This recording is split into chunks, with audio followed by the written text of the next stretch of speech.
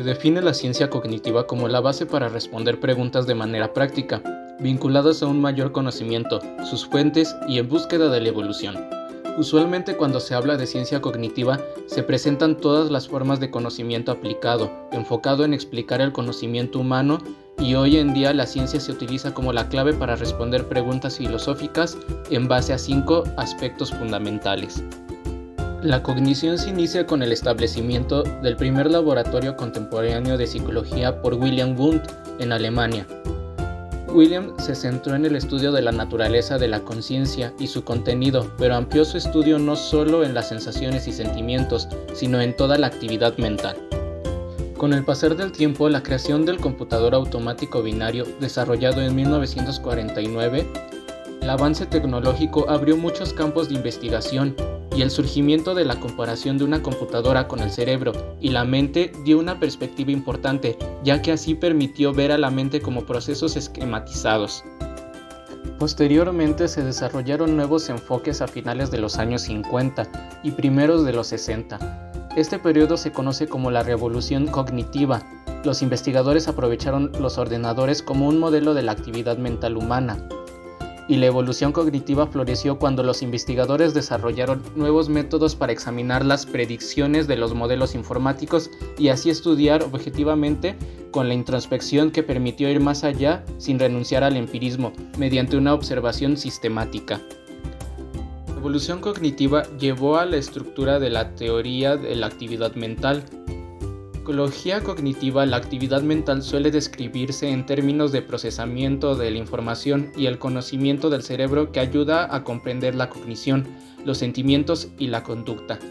La psicología cognitiva se interesaba solo por la función, es decir, solo caracterizaba la actividad mental. Recientemente ha llegado a basarse en datos sobre el cerebro. En la actualidad, se observa un desarrollo de la ciencia cognitiva en campos multidisciplinarios con la finalidad de estudiar la cognición. Ejemplos de estos son la psicología cognitiva, la inteligencia artificial, lingüística, filosofía, la neurociencia y la antropología cognitiva. La neurociencia cognitiva es la convergencia de dos disciplinas, la neurociencia y la psicología cognitiva, que han aportado información sobre las bases materiales de los procesos cognitivos y emocionales de la conducta humana. La neurociencia tiene como finalidad explicar la conducta con base en los procesos y actividades del encéfalo. Las células del sistema nervioso, neuronas, actúan y son influidas por el medio ambiente para producir una conducta. El campo de las neurociencias, entendidas como el estudio del sistema nervioso central y periférico, encargado del funcionamiento neuronal del comportamiento de las personas, comprende un amplio espectro de disciplinas como antropología, sociología, educación, psicología, etc., las cuales aportan amplia información y conocimiento al estudio de la conducta. Con los siglos antes de Cristo encontramos los primeros hallazgos que darían base a lo que ahora conocemos como neurociencias. Alcmeón de Crotón en el siglo V a.C. describió los nervios ópticos encontrados en el curso de sus disecciones y propuso que el cerebro era el asiento del pensamiento y las sensaciones. Por otra parte, Aristóteles se adhirió a la idea de que el centro del intelecto residía en el corazón. La naturaleza racional del hombre se debería a la gran capacidad del cerebro para enfriar la sangre sobrecalentada por el corazón. Galeno siguió la tesis hipocrática y en base a la diferente dureza del cerebelo y del cerebro propuso que el primero actuaba sobre los músculos y el segundo era el receptor de las sensaciones y memorias. Relacionó los ventrículos cerebrales con las cavidades del corazón y pensó que las sensaciones y movimientos dependían del movimiento de los humores hacia o desde los ventrículos cerebrales, a través de los nervios.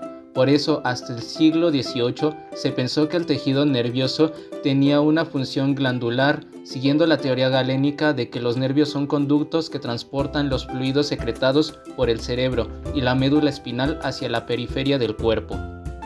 Sino hasta comienzos del siglo XIX, cuando el célebre cirujano anatomista escocés Charles Bell y el francés F. Magendie descubrieron la existencia de dos tipos de conducción nerviosa, la sensorial y la motórica. De este modo se superaba la creencia de que las vías nerviosas transmitían de un modo indiferenciado tanto la sensación como el movimiento. Allenday y Bell revelaron, en efecto, que el SN utiliza canales separados, fibras nerviosas distintas, para la entrada y salida de la información nerviosa. Las fibras respectivas son distintas pero van juntas dentro de los mismos troncos y terminan de modo independiente. A partir de estos planteamientos iniciales, era fácil suponer que las funciones motora y sensorial estarían regidas por diferentes áreas cerebrales. Ahora sabemos, salvando pequeñas excepciones, las raíces nerviosas medulares dorsales son exclusivamente sensoriales y las raíces ventrales poseen una clara función motora.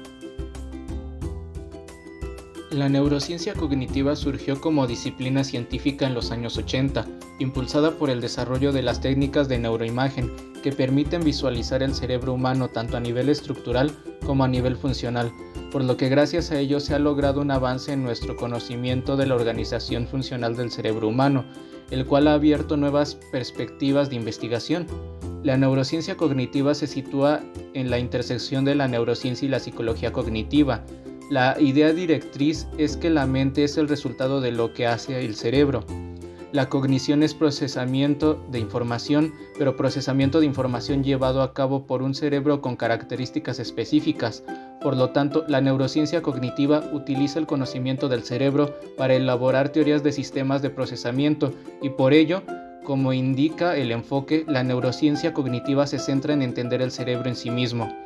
Ahora bien, la neurociencia cognitiva se inició cuando la comunidad científica se dio cuenta de que para discernir el funcionamiento del cerebro necesitaba un posicionamiento multidisciplinar que requería conocimientos sobre infinidad de hechos, desde la estructura de una molécula de acetilcolina hasta la razón por la que el perro de Pavlov segregaba saliva cuando sonaba la campana. Este motivo, hoy en día la neurociencia cognitiva intenta dar una respuesta a cómo el cerebro recibe, integra y procesa la información y envía diferentes señales para regular múltiples funciones en el organismo, desde la puesta en marcha de la propia conducta hasta la regulación de distintos mecanismos homeostáticos y de los sistemas endocrino e inmunitario. El desarrollo de la ciencia del comportamiento y de los procesos mentales ha estado marcado por el desarrollo de las neurociencias y el diálogo constante con las ciencias cognitivas en general. Del mismo modo, esto ha hecho que actualmente la psicología, en la que las neurociencias y la psicología cognitivista intercambien entre ellas herramientas y conocimientos tanto en la investigación como en las intervenciones. A lo largo de los pocos años de su corta existencia, la neurociencia cognitiva ha visto cómo se multiplican los estudios en todos los ámbitos de las funciones cognitivas y cómo aumentan los artículos de grandes temas que reúnen a neurocientíficos cognitivos de todo el mundo.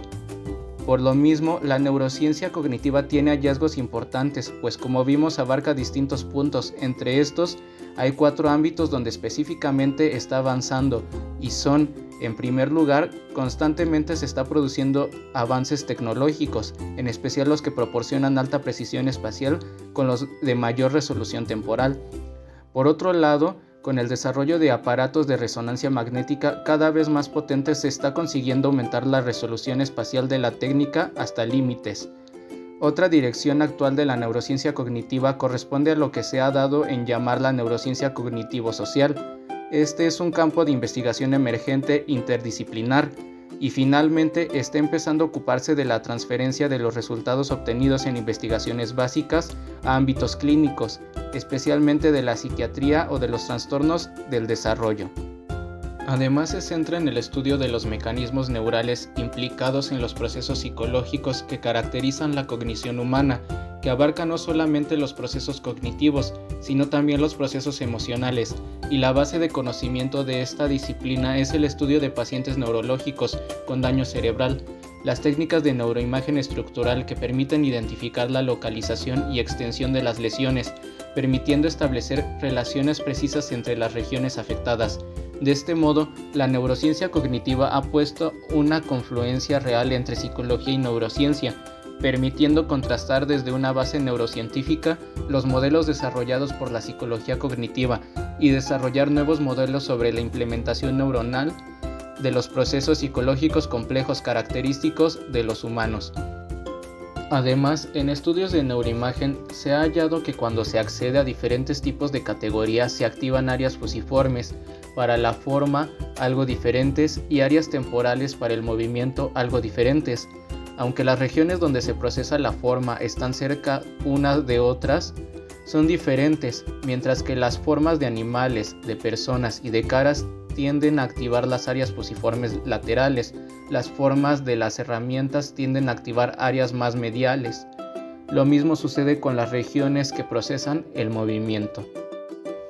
Consciente de que el pasado dio la punta hacia un mejor desarrollo, en el año 2000, Arvid Carlsson, Paul Greengard y Eric Kandel comparten el premio Nobel, y Kandel estudió la memoria y las formas de aprendizaje pavlovianas a nivel celular, molecular y genético en 2004. Linda B. Buck y Richard Axel compartieron el premio Nobel por sus descubrimientos sobre el sistema olfatorio en 2006. Mario Capecchi y Oliver Smites recibieron el premio Nobel por el desarrollo en 1990 de la tecnología de desactivación de genes en 2008.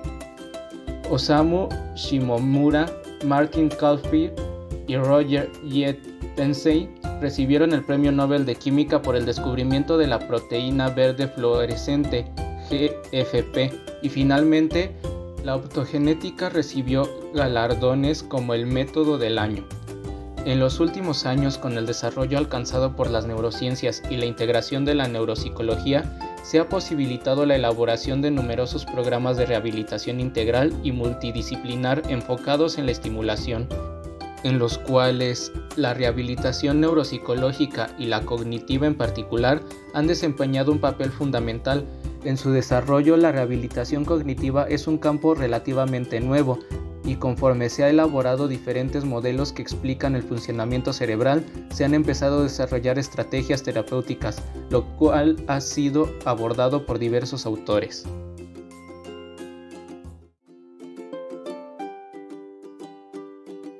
A lo largo de los últimos años del siglo pasado, como los primeros de este, es posible observar cómo después de la opresión del ámbito cognitivo bajo las manos del conductismo, la ciencia cognitiva viene a reintroducir este vasto mundo lleno de respuestas para muchas incógnitas de la ciencia en general.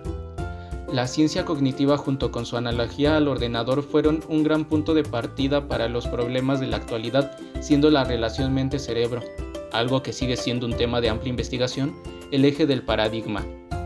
Con el pasar del tiempo, la ciencia cognitiva evoluciona para dar origen a un nuevo paradigma, la neurociencia cognitiva, creada a partir de la neurociencia y la psicología cognitiva, con una nueva visión del mundo no tan distante de la visión computacional, pues el problema mente y cerebro perdura, así como la analogía del hardware y el software, pero centrándose en las redes neuronales capaces de realizar las diferentes actividades a través de los módulos que trabajan conjuntamente, monitoreadas por el cerebro como centro de control para todas estas. Siendo así que el objetivo central bajo el que gira la neurociencia cognitiva es el entender cómo la función cerebral da lugar a las actividades mentales como la percepción, la memoria, el lenguaje y la conciencia, siempre dejando en claro la importancia de la interdisciplinariedad para el avance del pensamiento científico y la ciencia en general. De igual modo, el avance tecnológico fue un gran pilar que permitió enriquecer el conocimiento de diversas áreas de la ciencia. Aunque el paradigma de la ciencia cognitiva es muy vasto y amplio con su visión computacional, la realidad es que la neurociencia cognitiva abre las puertas hacia muchos caminos dentro de los temas actuales y futuros, no solo para la psicología, sino para todas las demás disciplinas.